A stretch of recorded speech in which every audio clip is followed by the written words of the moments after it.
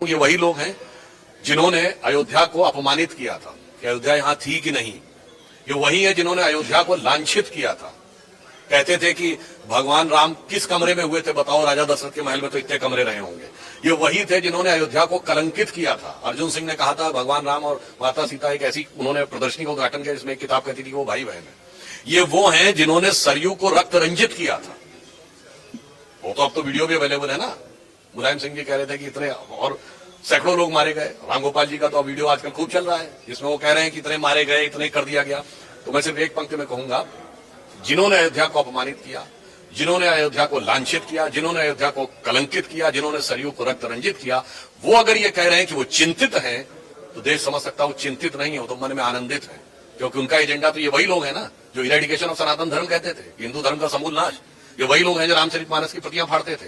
ये वही लोग हैं जो हलफनामा देते थे कि भगवान राम थे ही नहीं। तो इन्हीं लोगों के लिए यह बात बिल्कुल साफ आती है कि ये उस कालनेमी के समान है जो योगी जी ने कहा है कि जो वास्तविकता में रावण का प्रतिनिधि था मगर राम भक्त हनुमान के राम काज में बाधा देने के लिए आकर खड़ा हो गया था। तो इसलिए जिसे मैं अगर एक पंक्ति में कहूं, हम बचपन में हम लोग ये कहते थे कि बच्चा बच्चा राम का और जन्मभूमि के काम का।